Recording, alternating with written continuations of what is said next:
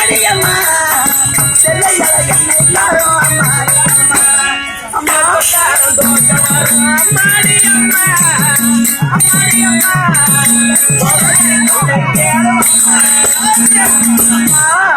தங்களை தொட்டால் தோசை வருமா?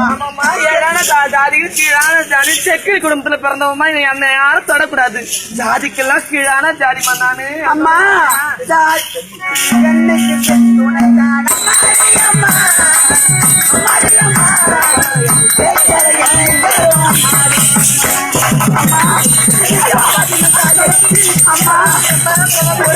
பெண்ணுக்கு பெண் தான் துணை என்று சொல்வார்கள். அம்மா நீங்களே காக்கவில்லை என்றால் என்னை யாரம்மா காப்பாற்றுவார்கள்?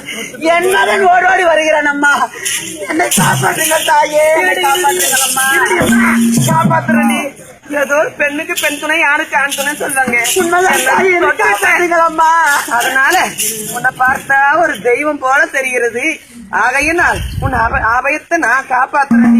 இந்த ஆவாரம் காட்ட நான் ஒருவருக்கு தான் தனிமை இருக்கிறேன். அப்படி அம்மா உனக்கு ஒரு ஆபத்துன்னு வந்துட்டேன். நான் தான் உன்னை காப்பாத்தணும். என்னை காப்பாற்றுங்களம்மா. அதோ தெரிகிறதா ஆவாரம் புதர். அந்த புதருக்கு வருகாமிட்டு ஒளிஞ்சிக்க மகன் வந்தா எதுவுமே தெரியாதுன்னு சொல்லிடுறேன். அப்படியாகட்டும் தாயே, நான் சென்று வருகிறேன். அம்மா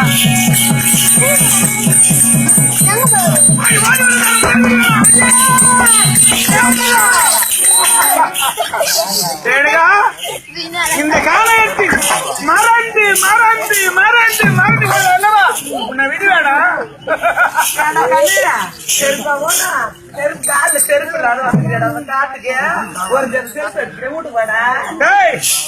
நீ எந்த ஊரு, எந்த நாடு, உங்களுடைய பேர் என்ன? என்னுடைய ஏழான ஜாதியில் கீழான ஜாதியில் பிறந்தவன், செக்கில் குடும்பத்தில் பிறந்தவன். என் பேர் மாதாங்கிப்பா. மாதாங்கி. ஆமா புள்ளியா இருக்கிறேன். திருப்பி நடக்க பாதரசி நான் அணிவிட்டாலும் கிடையாது.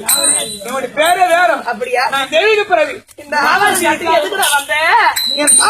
பார்த்தாயா இந்த காட்டுல பெண்ணான பிறந்தவன் நான் தனிவில் நான் வந்துட்டு இருக்கிறேன். யாரும் இல்லடா, நான் பார்த்தது கிடையாதுடா. அவன் எப்பேற்பட்டவன்? சக்தியின் வடிவம், மஞ்சள் முகம். அவருடைய பேர் ரேணுகா. அவளை பார்த்தே இல்லையா? இதுவரை எந்த பெண்ணையும் நான் பார்த்ததே கிடையாதுப்பா. பார்க்கவில்லை.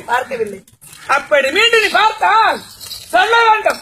சொல்ல மறுத்தால் இந்த ஆவாரம் காத்துக்கொள்ளவே உன்னை அடியோடு அழிச்சு விடு. ஆகட்டும்டா, பார்த்து சொல்ல போடா.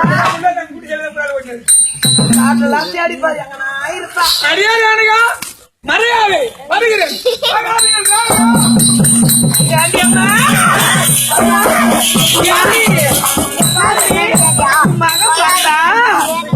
வரமோ நீட்டு வெட்டுவா என்னையும் சேர்த்து வெட்டுவா.